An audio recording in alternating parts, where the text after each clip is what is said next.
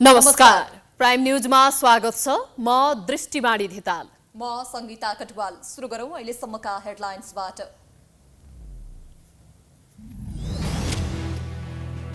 प्रतिनिधि सभाबाट पारित नागरिकता विधेयकलाई राष्ट्रिय सभाले विधान समितिमा पठायो। पारित हुने समय लम्बियो, केही विषय संशोधन हुन सक्ने आंकलन। सीट बाँडफाँड मिलाउन सत्तारूढ दललाई कठिन। कार्यदलको बैठक बस्न सकेन। कांग्रेसले बढी नै बिचकाए। वाम दलहरू बीच गठबन्धन हुन सक्ने प्रचण्डको चेतावनी। बन्चरे डाँडा पुग्ने सडक निर्माण तत्काल अघि बढाउने सरकारको प्रतिबद्धता। 4 महिनाभित्र निर्माण सकिने आश्वासन मात्रै नदिन स्थानीयवासीको सुझाव।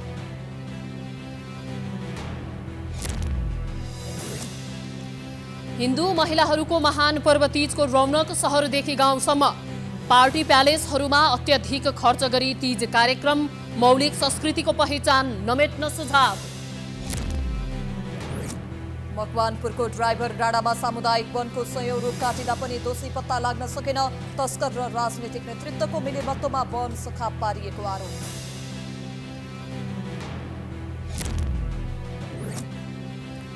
भारतको नोएडामा गैरकानूनी ठहर भएपछि 2 गगनचुम्बी भवन भत्काइयो।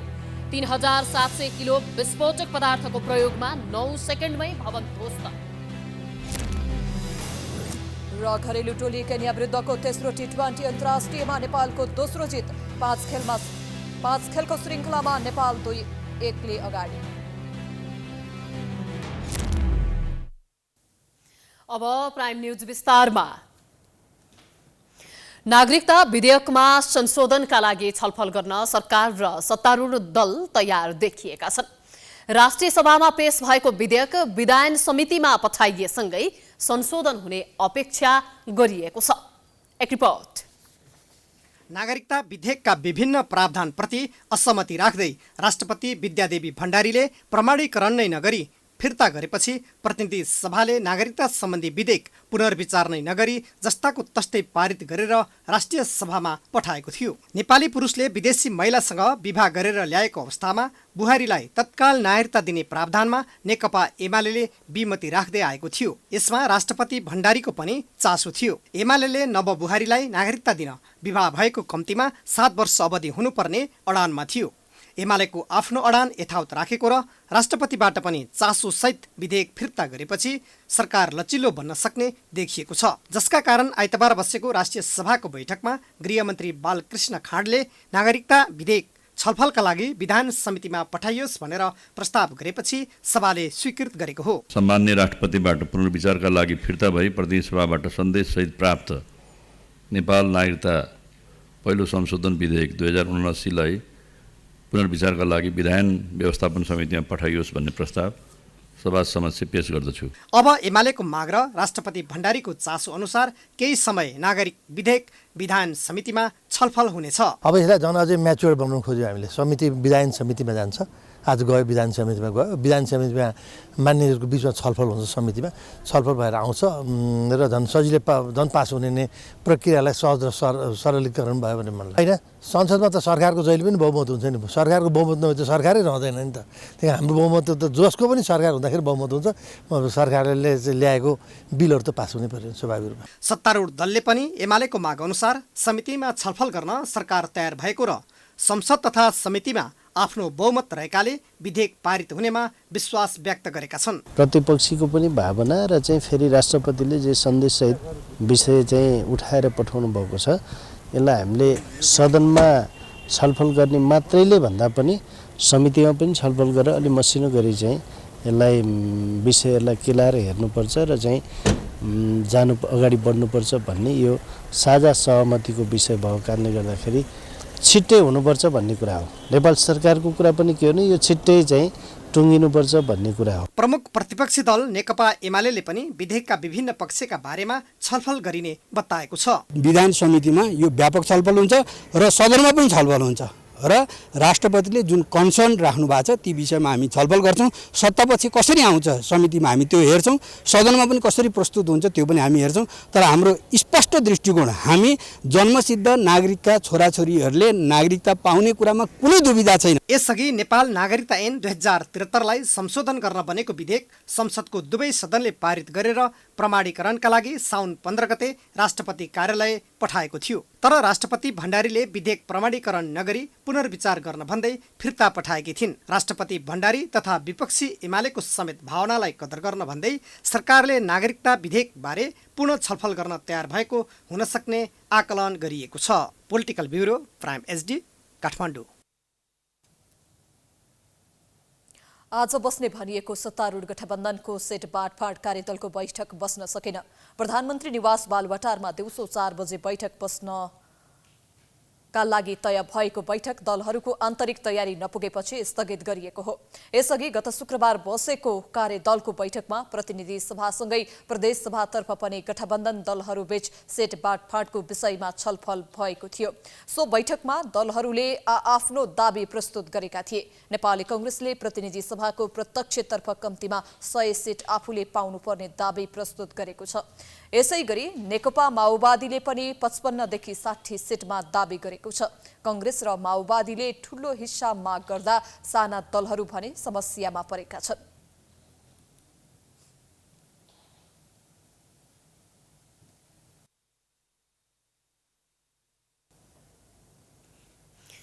नेकपा माओवादी केन्द्रका अध्यक्ष पुष्पकमल दाहालले सत्ता गठबन्धनको नेतृत्व गरेको नेपाली कांग्रेसले भाउ खोजे एमालेसँग तालमेल हुन सक्ने चेतावनी दिएका छन्। पार्टीको बागमती प्रदेशमा रहेका केन्द्रीय सदस्य र प्रदेश पदाधिकारीको संयुक्त बैठकमा बोल्दै दाहालले संघ र प्रदेशको चुनावी तालमेलका क्रममा कांग्रेसले निहो खोजे गठबन्धनबाट बाहिरिने चेतावनी दिएका हुन्। कांग्रेसले सिट बाँडफाँडमा अन्याय गर्न खोजे एमालेसँग तालमेल गरेर अघि बढ्न सकिने दाहालको भनाइ छ। दाहालले निर्वाचनमा वाम मोर्चा एक भएर जान सकिने विकल्प पनि अघि सारेका छन्। बैठकमा दाहालले भदौ 20 सम्ममा एक महिला सहित 3 जनाको नाम सिफारिस गर्न निर्देशन दिएका छन्।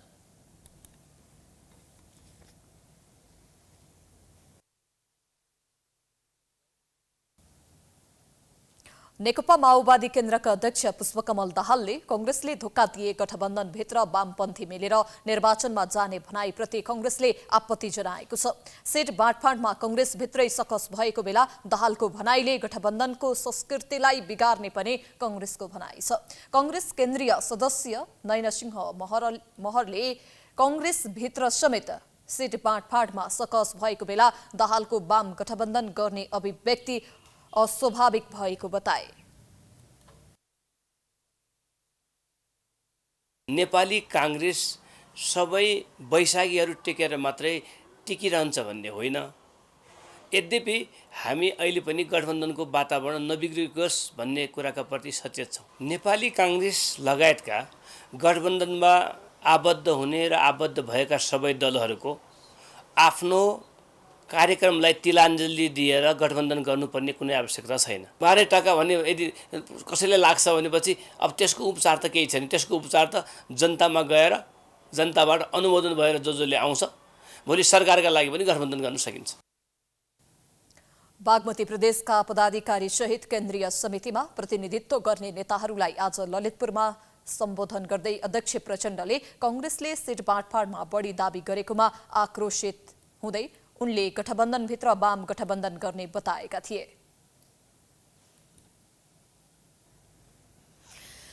नेकपा एमालेले अध्यक्ष केपी शर्मा ओलीको संयोजकत्वमा 451 सदस्यीय केन्द्रीय निर्वाचन परिचालन कमिटी बनाएको छ। ललितपुर च्यासल स्थित पार्टी मुख्यालयमा बसेको निर्वाचन परिचालन कमिटीको पहिलो बैठकले उक्त कमिटी बनाएको हो। कमिटीमा 34 सदस्यीय केन्द्रीय सचिवालय गठन गरिएको छ। परिचालन कमिटीको सचिवमा उपमहासचिव विष्णु रिजाल चयन गरिएको छ।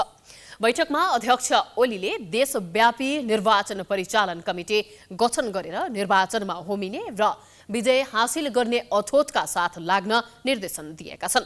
एमाले प्रति गठबन्धन दलले भ्रम छर्ने प्रयास गरेको भन्दै भ्रमलाई चिर्दै बहुमत आउने गरी निर्वाचनको तयारी गर्न निर्देशन दिएका हुन्। यो निर्वाचन व्यापक राष्ट्रिय विचार, व्यापक राष्ट्रिय हितको विचार कि दलीय गुटगत वा व्यक्तिगत स्वार्थको विचार, त्यसका बीचको नेकपा एमाले व्यापक राष्ट्रिय हितको विचार समग्र विचारको प्रतिनिधित्व गर्दछ, समग्र राष्ट्रिय हितका विचारको। अहिले सत्ता गठबन्धनको ध्यान सरकारमा बसेर देशलाई लुट्ने र सत्ताको दुरुपयोग गरेर निर्वाचन जित्नेमा मात्रै केन्द्रित भएको जिकिर गरे।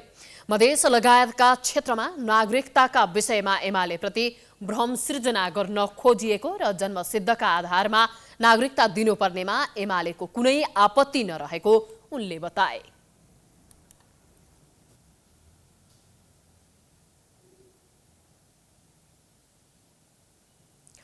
नेकपा एकीकृत समाजवादीका अध्यक्ष माधव कुमार नेपालले आफ्नो पार्टी जनताको हितको रक्षा गर्ने क्रान्तिकारी पार्टी भएको बताएका छन्। आइतबार काठमाडौँमा पार्टी निकट विद्यार्थी संगठन अनेरा सेब्यू केन्द्रीय कमिटिको प्रथम विस्तारित बैठकलाई सम्बोधन गर्दै अध्यक्ष नेपालले आफ्नो पार्टी अन्याय, अत्याचार र थिचोमिचोमा परेका जनताको पक्षमा लड्न गठन भएको क्रान्तिकारी पार्टी भएको दावी गरेका हुन्।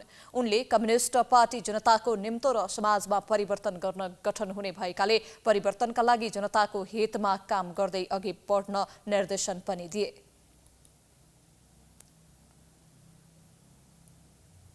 सिङ्गो मानव जातिलाई एकताबद्ध बनाउनका लागि, मानव जातिको मुक्तिको लागि कम्युनिस्ट पार्टीको आवश्यकता हुन्छ। आज पनि हामी भनिरहेका छौँ, यो कम्युनिस्ट पार्टी भनेको गरिब सर्वहारा वर्गको हित र कल्याणको लागि खोलिएको हुन्छ।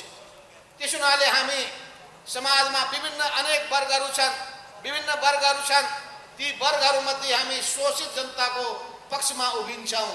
अरू सबैभन्दा बढी विद्यार्थीको पक्षमा आवाज बुलन्द गर्ने रूपमा आफूलाई स्थापित गर्नुपर्छ। त्यस्तै उनले निस्वार्थ भावनाले काम गर्न र व्यक्तिवाद हावी हुन नदिन सुझाव दिएका छन्। मङ्सिर 4 गते हुन लागेको निर्वाचनमा पार्टीलाई जिताउनका लागि पार्टीको एजेन्डा लिएर जानुपर्ने उनको भनाइ छ।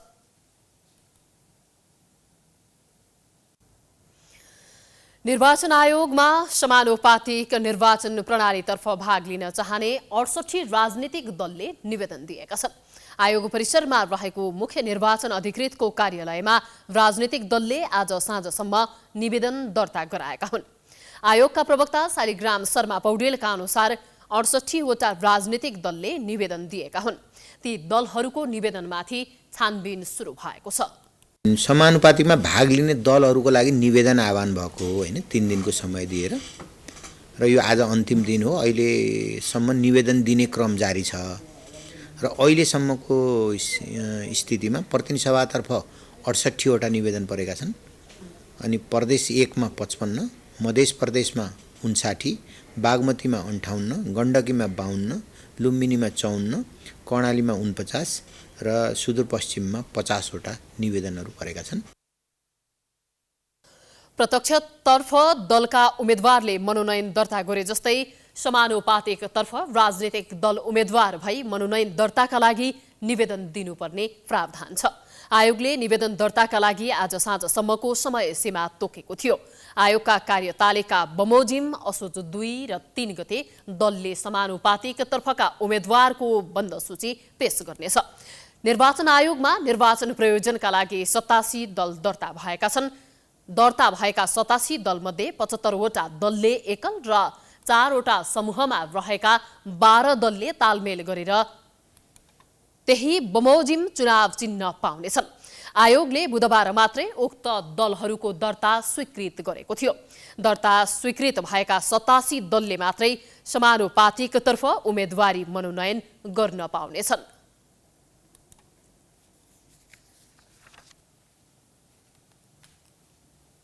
काठमाडौँको फोहोर व्यवस्थापन हुँदै आएको बन्सरे डाँडा र सेस्टोलवासीको एक प्रमुख माग थियो सडक निर्माण। वर्षौंदेखि राज्यबाट आश्वासन मात्र पाएको तर सडक नबनेको भन्दै पटक पटक उनीहरूले फोहोर लैजान रोकिदिए। फोहोर रोकिएर काठमाडौँ दुर्गन्धित बन्न थालेपछि बल्ल संघीय सरकार फास्ट ट्र्याकबाट सडक बनाउन तयार भएको छ। एक रिपोर्ट। आश्वासन मात्रै पाएको तर सडकको अवस्था जिउका त्यों रहेको भन्दै बन्चरे डाँडा सिस्टोलवासी लामो समयदेखि आन्दोलित छन्। पछिल्लो समय त उनीहरूले फोहोर लैजानै नदिएपछि संघीय सरकार थाल खाउँ कि भात खाउँ भन्ने अवस्थामा पुग्यो। स्थानीयको माग सम्बोधन गर्नै पर्ने दबाव बढेपछि आइतबार संघीय मामिला तथा सामान्य प्रशासन मन्त्री राजेन्द्र श्रेष्ठ र भौतिक पूर्वाधार तथा यातायात मन्त्री मोहम्मद इस्तियाक राई दलबल सहित पासाङ लामू सडक खण्ड अन्तर्गतको मुठखु 3 पिप्ले सडक खण्डको निरीक्षणमा गए। उनीहरूले स्थानीयको गुनासो सुनेपछि भौतिक पूर्वाधार तथा यातायात मन्त्री मोहम्मद इस्तियाक राईले 4 महिनाभित्र कालोपत्र गर्ने काम सम्पन्न हुने बताए। यो निर्माण 5.8 किलोमिटर यो ढाडदेखि त्यहाँ चाहिँ हामीले 3 पिप्ले माथिसम्मै चाहिँ गर्ने 4 महिनामै सम्पन्न हुने गरी ठेक्का आह्वान गर्यो। आज 4 दिन भइसकेको छ। 12-14 दिनमा सम्झौता समेत भई काम सुरुवात हुन्छ र 4 महिनाभित्रै यो काम सम्पन्न हुन्छ। त्यस्तै संघीय मामिला तथा सामान्य प्रशासन मन्त्री राजेन्द्र श्रेष्ठले नागरिकले पाइरहेको शास्तिको अन्त्य हुने आश्वासन दिए। उनले ठेक्का लिने तर काम नगर्ने प्रवृत्तिलाई अन्त्य गर्ने दृढता पनि व्यक्त गरे। ठेक्काको प्रक्रिया पनि अगाडि बढिसकेको छ र 4 महिनाभित्र यो सबै कुराहरू सम्पन्न गर्ने गरी हामीले चाहिँ सूचना पनि निकाल्यौँ। यो एउटा चाहिँ सुरुवात अहिले चाहिँ राम्रो भएको छ र यसले चाहिँ अब के भन्दा ठेक्का लिने काम नगर्ने त्यो प्रवृत्तिलाई अन्त्य गर्नको लागि यो नयाँ प्रक्रियाले मद्दत गर्छ भन्ने लागेको छ। यसअघि सैलुम कन्स्ट्रक्सनले ठेक्का पाएको उक्त सडकमा काम नभएपछि 8 वर्षदेखि अलपत्र अवस्थामा छ। उक्त सडकको पुरानो ठेक्का सरकारले तोडिसकेको छ। मन्त्रालयले नयाँ ठेक्काका लागि केही दिन अघि सूचना प्रकाशन गरिसकेको छ। अब ठेक्का पाउने ठेकेदार कम्पनीले 4 महिनाभित्र सडक निर्माणको काम सक्नुपर्नेछ। चुनाव आउनै लाग्दा 2 जना संघीय मन्त्री स्थलगत अनुगमनमा गएर गरेको प्रतिबद्धता पूरा हुनेमा भने स्थानीय पूर्ण रूपमा विश्वस्त भने बन्न सकेका छैनन्। नेपाल बार एसोसिएसनले निलम्बित प्रधान न्यायाधीश चलेन्द्र शमशेर जबरालाई लगाइएको महाअभियोग पुष्टि गर्न आफूसँग भएका प्रमाणहरू संसदीय समितिलाई बुझाएको छ। नेपाल बार एसोसिएसनका पदाधिकारी, पूर्व पदाधिकारी, सदस्यहरू सहित गएको टोलीले 35 बुँदे प्रमाण समितिलाई बुझाएको हो। बारले महाअभियोग आरोपसँग सम्बन्धित कागजात र विवरण भन्दै 35 बुँदे दस्तावेज सिफारिस समितिमा बुझाएको हो। भदौ 9 गते महाअभियोग सिफारिस समितिले जबरामाथिको अभियोग पुष्टि गर्ने प्रमाण माग गर्दै बारलाई पत्र पठाएको थियो। बार एसोसिएसनका अध्यक्ष गोपाल कृष्ण घिमिरेले आफूहरूसँग भएको प्रमाण पेश गरेको जानकारी दिएका छन्। यसको हिजो शनिबार भयो, आज आइतबार हामीसँग जति उपलब्ध कागजातहरू छन् ती सबै उपलब्ध कागजातहरू, प्रमाणहरू लिपिबद्ध गरेर संघीय संसद सचिवालयमा हामीले बुझाएका छौँ। आज तेस्रो दिनमा हामीले बुझाएका छौँ। बार एसोसिएसनले जबरालाई हटाइनुपर्ने भन्दै लामो समय आन्दोलन गर्दै आएको थियो। गत फागुन 1 गते प्रतिनिधि सभाका 98 जना सदस्यले संसदमा महाअभियोग प्रस्ताव दर्ता गरेपछि बारले स्वागत गरेको थियो। समितिले यसअघि जबरा विरुद्धको प्रमाण माग गर्दै बारलाई पत्रचार गरेको थियो भने स्वयं जबरालाई पनि भदौ 15 गते छलफलका लागि बोलाएको छ।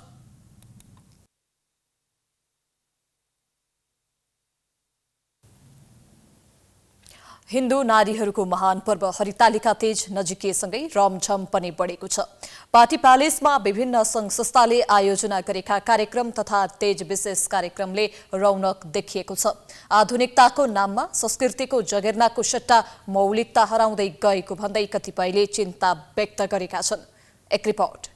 नजिकैसँगै पार्टी प्यालेसहरूमा तीजका कार्यक्रम, स्कुल कलेज, विभिन्न कार्यालयहरूमा तीज विशेष कार्यक्रमले तीजको रौनक बढाएको छ।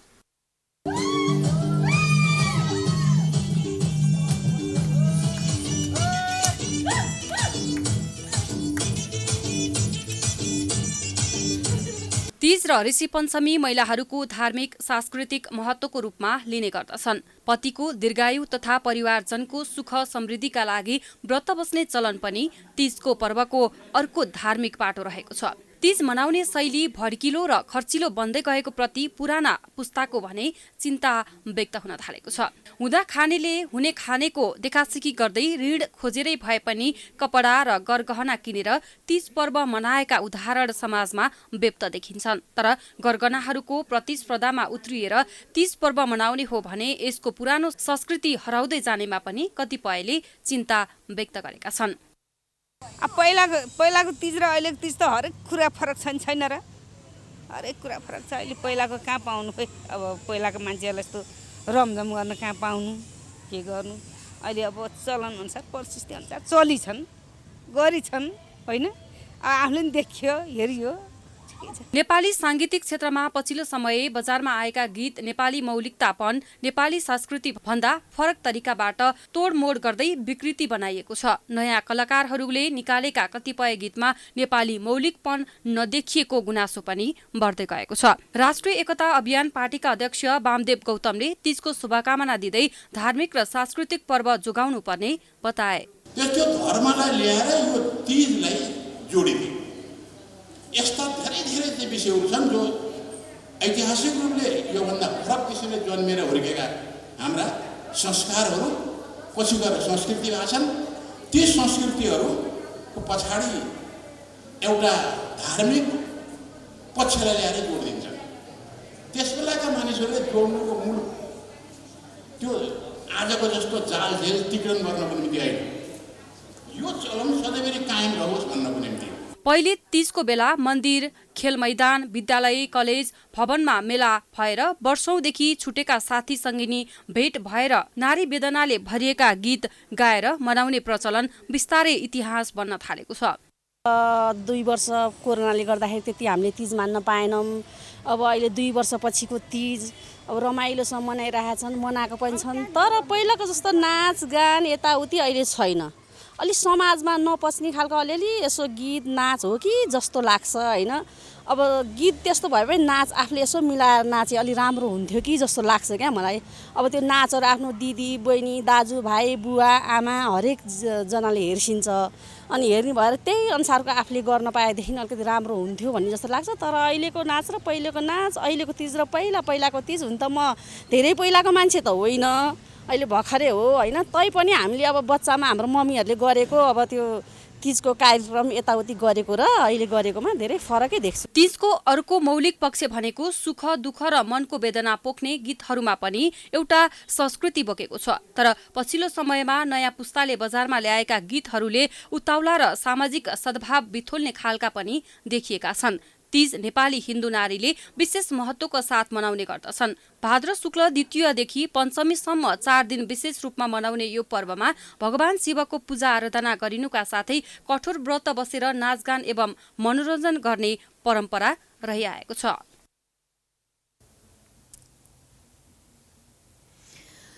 सामुदायिक विद्यालयमा कार्यरत कर्मचारीहरूले गरेको आन्दोलनका कारण देशभरका सामुदायिक विद्यालय बन्द भएका छन्। सरकारले नियोजित ढङ्गले हेपाहा प्रवृत्ति देखाएको वर्षौंसम्म पनि पूर्ण सेवा सुरक्षाको ग्यारेन्टी नगरेको भन्दै कर्मचारी आन्दोलनमा उत्रिएपछि देशभरका विद्यालय बन्द हुन थालेको छ। सरकारले भने वार्ताका लागि पहलसम्म नगरेको उनीहरूको गुनासो छ। एक रिपोर्ट। भदौ 1 गते शिक्षा तथा मानव स्रोत विकास केन्द्रमा धरना दिएर कर्मचारीहरूले आन्दोलन सुरु गरेका थिए। पछि उनीहरूले माइतीघर मण्डलामा धरना दिए। माग सुनवाई नभएको भन्दै आइतबारदेखि उनीहरूले 1 साताका लागि सामुदायिक विद्यालय बन्द गराएका छन्। देशभरका 41,000 भन्दा बढी विद्यालय कर्मचारी पूर्ण सेवा सुविधाको ग्यारेन्टी गरिनुपर्ने लगायतका माग अघि सारेर आन्दोलनमा उत्रिएको नेपाल विद्यालय कर्मचारी परिषदले जनाएको छ। नेपालमा सामुदायिक विद्यालयहरू सञ्चालन भएदेखि विद्यालय कर्मचारीका माग मुद्दाहरू कहिल्यै पनि सम्बोधन नहुने, जहिले पनि थातीको थाती राख्ने, शिक्षकका माग मुद्दाहरू त्यही एउटा विद्यालयमा काम गर्ने शिक्षकहरूले पेन्सन पाउने अनि विद्यालय कर्मचारीहरूले पेन्सन नपाउने, यस्ता विषयहरूलाई हामीले एउटा प्रारूप दिनका लागि अब यो निर्णायक आन्दोलनको तयारी गरेका हौँ। धरना दियौँ, त्यसपछि दोस्रो दिन तालाबन्दी गर्यो शिक्षा तथा मानव स्रोत विकास केन्द्र। 3 गतेदेखि निरन्तर 2 गतेदेखि नै निरन्तर हामी धरनामा बस्दै आयौँ माइतीघर मण्डल। सरकारले के सुन्ने त? सरकारले भने माग सम्बोधनका बारेमा कुनै चासो दिएको छैन। आन्दोलन बढ्दै गएपछि शिक्षा मन्त्री देवेन्द्र पौडेल वार्ता समिति गठन गर्ने तयारीमा पुगेको बताइएको छ। शिक्षा मन्त्रालयमा आइतबार नेविसङ्घको ज्ञापन पत्र बुझ्ने कार्यक्रममा प्राइम टेलिभिजनको जिज्ञासामा यस विषयमा मन्त्री पौडेल बोल्न चाहेनन्। शिक्षा क्षेत्रका जानकारले भने सरकारले कर्मचारीहरूलाई विभेद गर्न नहुने बताउँछन्। उनीहरूले सरकारले पनि आन्दोलनरत कर्मचारीको माग सुन्नुपर्ने तर विद्यालय भने बन्द गर्न नहुनेमा शिक्षाविदको जोड छ। उनीहरूले स्कुल बन्द गर्ने ल स्कुललाई ठ्याप्पै बन्द गर्ने भनेको बदमासी हो। त्यसलाई म सकारात्मक मान्दिनँ। तर उनीहरूको मागको निम्ति चाहिँ नि कोसँग भन्नुपर्ने हो त्योसँग गएर बसौँ न दिनभर त्यसैसँग बसेर कुराकानी गरौँ न। धर्ना भनेको सिंहदरबारमा धर्ना गर्नुपर्ने हो कि मन्त्रीको उसमा जानुपर्ने हो कि प्रधानमन्त्रीकोमा जानुपर्ने हो कि उहाँहरू यत्रो ठुलो जमात छ भनेदेखि प्रधानमन्त्री, शिक्षा मन्त्री, अर्थमन्त्री, यो मूलत यही तीनटा मन्त्रीहरू हुन् होइन र? यी तीनटा मन्त्रीहरूलाई चाहिँ घेरेर राखे भयो नि त। यो किसिमको तरिका गरिदिने हो भने उहाँहरूले चाहिँ ठाउँमा पुर्याउनुहुन्छ, होइन भने कुठाउँमा हिर्काएर यो किसिमको गर्ने कुराकानी चाहिँ हुन्छ। मलाई लाग्छ त्यो चाहिँ राम्रो संस्कृति होइन। चाहे त्यो शिक्षकले गरोस्, चाहे त्यो प्राध्यापकले गरोस्, चाहे त्यो कर्मचारीले गरोस्, चाहे त्यो राजनीतिज्ञले गरोस्, विद्यार्थीमाथि यो खेलबाड गर्ने काम चाहिँ बेइमानी हो भन्ने लाग्छ मलाई। विद्यालय कर्मचारी सहायक लेखापालको तलब 36,730 हुनुपर्ने, विद्यालय सहयोगीहरूको तलब 26,210 रुपियाँ हुनुपर्ने उनीहरूको माग छ। अहिले सहायक लेखापालले मासिक 13,500 र विद्यालय सहयोगीले 8,000 मासिक तलब पाइरहेको उनीहरूको दाबी छ।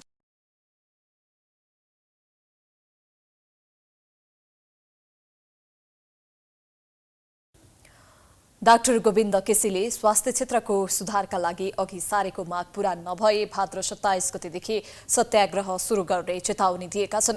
आइतबार काठमाडौँमा पत्रकार सम्मेलन गर्दै केसीले वर्तमान सरकारले स्वास्थ्य र मेडिकल शिक्षा क्षेत्रलाई थप अस्तव्यस्त पार्ने कदमहरू चालेको भन्दै यस क्षेत्रको सुधारका लागि आफूले अघि सारेका 6 बुँदे माग पूरा नभए सत्याग्रह सुरु गर्ने चेतावनी दिएका हुन्। उनले विभिन्न विषयमा आफूहरूले सरकारको ध्यानाकर्षण गराउँदा पनि कुनै सुनवाई नभएकाले अब धैर्य गर्न सक्ने अवस्थामा नरहेको बताए। देउबा नेतृत्वको वर्तमान सरकारले उल्टै स्वास्थ्य र मेडिकल शिक्षा क्षेत्रलाई थप अस्तव्यस्त पार्ने कदमहरू चालेको छ। यो क्षेत्रमा भ्रष्टाचार र दलीय भागभण्डालाई सङ्गठित गिरोहकै झल्को दिने गरी संस्थागत गरेको छ। तिनलाई रोक्न गर्नुपर्ने नीतिगत सुधारका कामहरू कुनै गरेको छैन। ती प्रतिबद्धताहरूको कार्यान्वयन होला भनेर हामीले झन्डै वर्ष दिनको समय पनि दियौँ र धैर्यतापूर्वक कुरेर पनि बस्यौँ। तर आम चुनावको मिति घोषणा भइसकेको अहिलेको अवस्थामा आइसक्दा पनि तीमध्ये कुनै पनि प्रतिबद्धताहरू कार्यान्वयन भएका छैनन्। केसीले स्वास्थ्य सेवामा सुधारका लागि तोकिएको दरबन्दी अनुसारको क्षमताभन्दा बढी बेडमा चलिरहेका देशका सबै सरकारी अस्पतालहरूको दरबन्दी तत्काल हालको बेड संख्या अनुसार बढाउनु पर्ने माग गरेका छन्। त्यस्तै उनले जनसङ्ख्या वृद्धि अनुसार सरकारी स्वास्थ्य केन्द्र र अस्पतालहरूको निर्माण, स्तरोन्नति र गुणस्तर वृद्धि सुनिश्चित गर्नुपर्ने बताए। आधारभूत स्वास्थ्य सेवा निशुल्क गरिनुपर्ने, स्थानीय निकायको बजेटको आधा हिस्सा स्वास्थ्य क्षेत्रमा लगानी गरिनुपर्ने, सार्वजनिक पदमा बस्नेहरूको स्वार्थको द्वन्द्व रोक्न तत्काल कानुनी व्यवस्था गर्नुपर्ने लगायतका माग अघि सारिएको छ।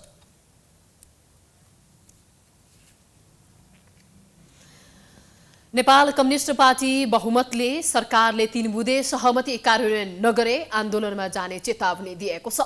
आइतबार काठमाडौँमा पत्रकार सम्मेलन गर्दै नेकपा बहुमतले यसअघि सरकारले आफूहरूसँग गरेको सहमति राज्य पक्षबाट उल्लङ्घन भइरहेको भन्दै सहमति कार्यान्वयन नभए आन्दोलन गर्ने चेतावनी दिएको हो।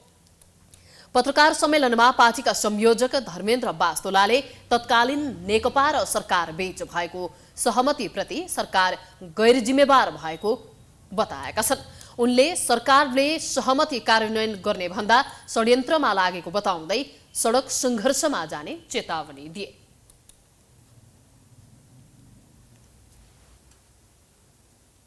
विप्लवजीले नेतृत्व गरेको नेपाल कम्युनिस्ट पार्टीले त्यसको विरोधमा एउटा नेपाल बन्दको आयोजना पनि गर्यो र त्यो बन्दको सिलसिलामा नेपाल सरकारले एउटा पत्रकार सम्मेलन गरेर त्यसमा चाहिँ के उद्घोष गर्यो भन्दाखेरि 132वटा नेगेटिभ प्रकारका मुद्दाहरू फिर्ता गर्न सकिँदैन भनेर अहिले स्पष्ट गरेको छ भने यो सबभन्दा नेपाल सरकारको हामीले अत्यन्तै गम्भीर विषय चाहिँ हामीलाई त्यो लागेको छ। अहिलेको व्यवस्थामा हुने चुनावले जनताका समस्या समाधान नगर्ने र दलाल संसदीय व्यवस्था रहेसम्म हुने चुनावको नतिजा पनि दलालकै पक्षमा हुने उनको भनाइ छ। उक्त पार्टीले आगामी मङ्सिरमा हुने निर्वाचन बहिष्कार गर्ने जानकारी दिएको छ।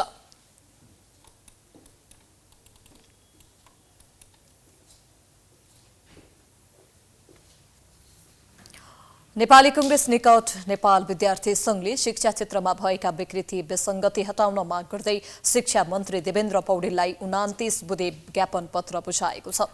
शैक्षिक प्रमाणपत्र राखी बिना ब्याज शैक्षिक ऋण प्रदान गर्ने निर्णय कार्यान्वयन गर्नुपर्ने, अस्वाभाविक रूपमा बढाइएका शुल्क खारेज गर्नुपर्ने, विद्यार्थी भर्नालाई प्रभावकारी बनाउनुपर्ने, शैक्षिक क्षेत्रको सुरुवातमा विद्यार्थी भर्नासँगै विद्यार्थीको हात-हातमा पाठ्य पुस्तक पुर्याउनुपर्ने माग नेविसङ्घको छ। त्यस्तै एसईई परीक्षा उत्तीर्ण गरी कक्षा 11 मा भर्ना भएका सम्पूर्ण विद्यार्थीको भर्ना शुल्क 50% मिनाहा गर्नुपर्ने माग रहेको छ। थाहा होला चाहिँ अझै करिकुलम छैन, सिलेबस छैन, विद्यार्थीको नियमित ढङ्गबाट एक्जाम भइरहेको छैन, एक्जाम भइसकेपछि रिजल्ट आइरहेको छैन। आज चाहिँ देशभरि हामीले संविधानमा चाहिँ माध्यमिक तहसम्म निःशुल्क भनिरहेको छौँ, तर आज सरकारी विद्यालयमा पनि 11-12 मा फी लिने कामहरू भइरहेको छ। ज्ञापन पत्र बुझ्दै शिक्षा मन्त्री पौडेलले नेविसङ्घले उठाएका जायज मागलाई सम्बोधन गर्ने आश्वासन दिएका छन्। उनले कतिपय मुद्दामा शिक्षा मन्त्रालय मात्रले समाधान नहुने भन्दै विद्यार्थी संगठनको साथ भएमा शैक्षिक क्षेत्र सुधार गर्न सकिने बताए।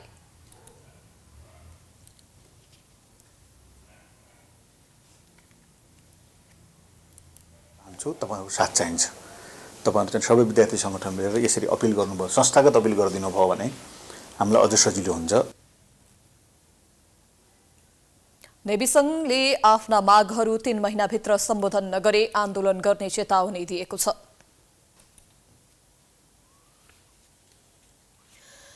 हरियो वन नेपालको धन भन्ने पुरानो उखान हो, तर हरियो वनमा भूमाफिया एवं वन तस्करको गिद्धे नजर परेपछि वन क्षेत्र नासिँदै गएको छ।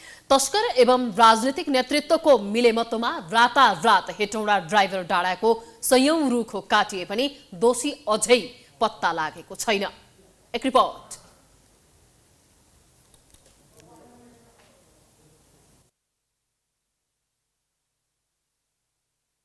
यो हो हेटौडा उपमहानगरपालिका वडा नम्बर 14 स्थित ड्राइभर डाँडा। यो क्षेत्र हेटौडा बजारबाट करिब 20 किलोमिटरको दूरीमा छ भने रातमाटे चुरिया माईबाट नजिकै पर्छ।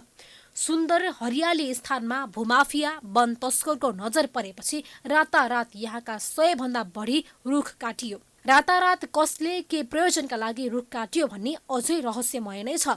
रुख कचानबारे न ओडा न स्थानीय न बलिनथाप सामुदायिक वन समिति कसैलाई पनि थाहा नै छैन। पर्सा राष्ट्रिय निकुञ्जले यसबारे अनुसन्धान गर्ने क्रममा स्थानीय 22 जनालाई अनुसन्धानका लागि नियन्त्रणमा लिएर सोधपुछ गरिरहेको छ। तर स्थानीय बासिन्दा भने योजनाकारलाई उन्मुक्तिको प्रपञ्च गरेर स्थानीयवासीलाई फसाउन खोजिएको आरोप लगाउँछन्।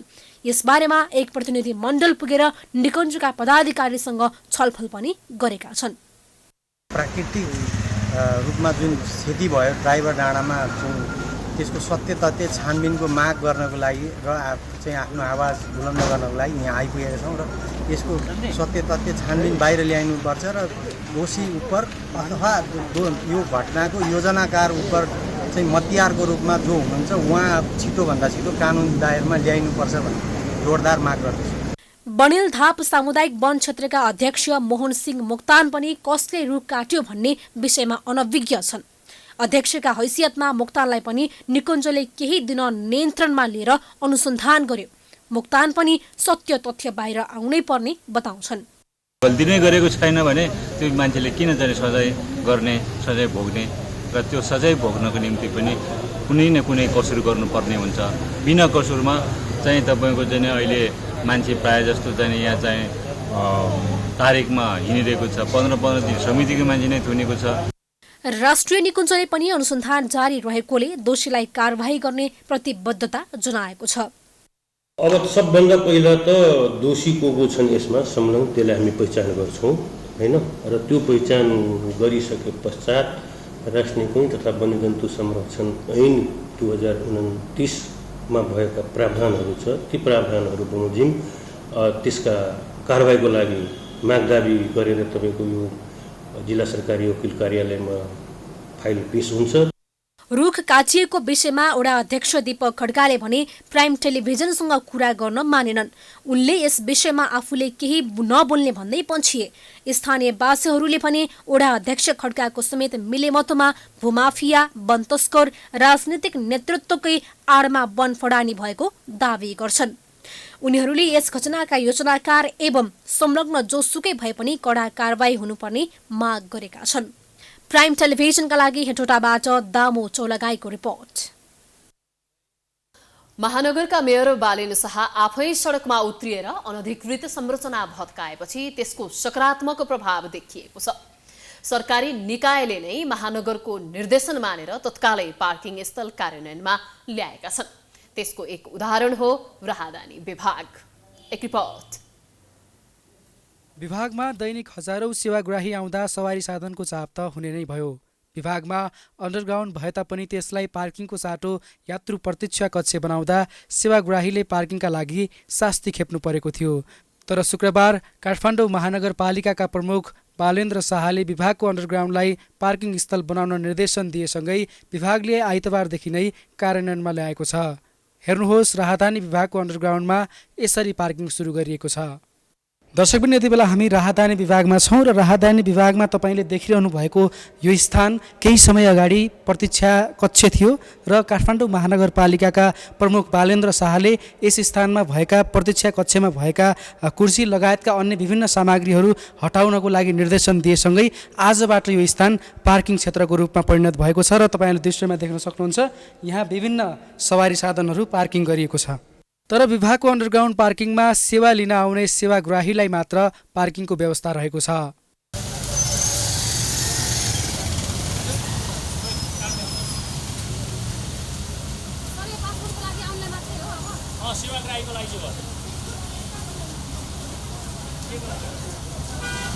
लामो समयदेखि पार्किङको समस्या भोगिरहेका सेवाग्राही विभागभित्रै पार्किङको सुविधा पाएपछि खुसी देखिएका छन्। एकदम आनन्द छ। अस्ति चाहिँ पार्किङको लागि कहाँ र कहाँ दौडिनु पर्थ्यो अनि फेरि यहाँ आउनलाई आधी घन्टा लाग्थ्यो पार्किङ खोजेर। अहिले सजिलो भएको छ। पार्किङ सुरु गर्ने भने भएर अनि यहाँ यता लिएर आयौँ, धेरै सुविधा भयो। न त कता राख्नु, न नगरपालिकाले उठाएर लाने हो कि भन्ने डर भइरह्यो। काठमाडौँ महानगरले अहिले पार्किङका लागि स्वीकृति लिई फरक प्रयोजनमा प्रयोग गरेका संरचना भत्काइरहेको छ। महानगरपालिकाको यो कदमले अहिले नागरिक स्तरबाट प्रशंसा पाइराखेको छ। उपत्यकाभित्रको सवारी साधनको चाप र पार्किङको समस्यालाई समाधान गर्नका लागि पनि सम्पूर्ण पालिकाहरूले अन्डरग्राउन्ड पार्किङ सिस्टमलाई लागू गर्न आवश्यक छ। क्यामेरामा मिलन प्रजापतिका साथमा सुष्मन विश्वकर्मा, प्राइम एचडी, काठमाडौँ। प्रसङ्ग पुनः राहदानी विभागकै। राहदानी विभागमा आउने सेवाग्राहीलाई विभागमै अन्डरग्राउन्ड पार्किङको विषयमा प्रश्न गरेका छौँ। हेरौँ उनीहरूको प्रतिक्रिया आजको आम विचारमा।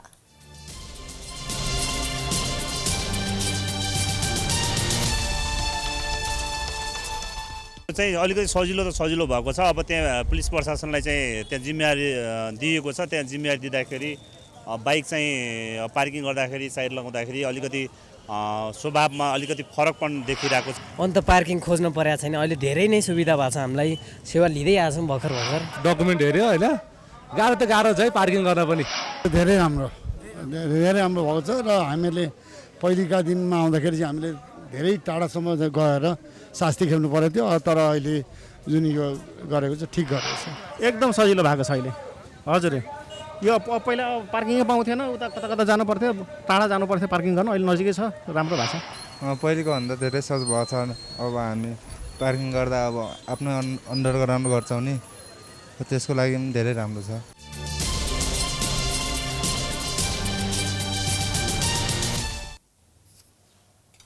अब स्पोर्ट्स न्यूज।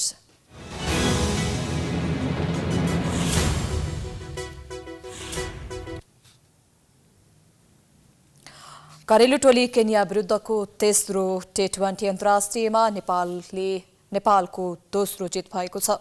5 खेलको श्रृङ्खलामा नेपाल 2-1 ले अगाडि रहेको छ। घरेलु टोली केन्या विरुद्धको तेस्रो T20 अन्तर्राष्ट्रिय नेपालमा दोस्रो 5 खेलको सिरिजमा नेपाल 2-1ले अगाडि रहेको हो।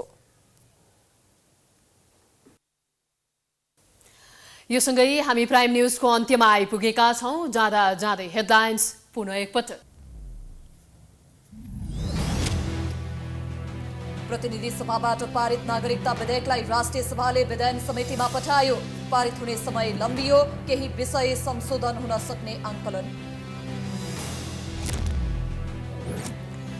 सीट बाँडफाँड मिलाउन सत्तारूढ दललाई कठिन, कार्यदलको बैठक बस्न सकेन। कांग्रेसले बढी नै बिचकाए, वाम दलहरू बीच गठबन्धन हुन सक्ने प्रचण्डको चेतावनी। पञ्चरे डाँडा पुग्ने सडक निर्माण तत्काल अघि बढाउने सरकारको प्रतिबद्धता।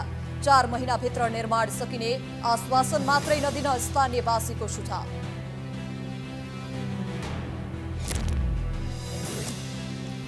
हिन्दू महिलाहरूको महान पर्व तीजको रौनक शहरदेखि गाउँसम्म। पार्टी प्यालेसहरूमा अत्यधिक खर्च गरी तीज कार्यक्रम, मौलिक संस्कृतिको पहिचान नमेट्न सुझाव।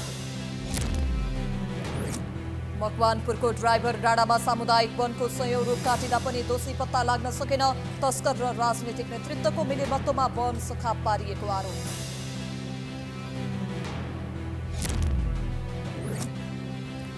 भारतको नोएडामा गैरकानूनी ठहर भएपछि 2 गगनचुम्बी भवन भत्काइयो। 3700 किलो विस्फोटक पदार्थको प्रयोगमा 9 सेकेन्डमै भवन ध्वस्त। र घरेलु टोली केन्या विरुद्धको तेस्रो T20 अन्तर्राष्ट्रियमा नेपालको दोस्रो जित। 5 खेलको श्रृङ्खलामा नेपाल 2-1ले अगाडि।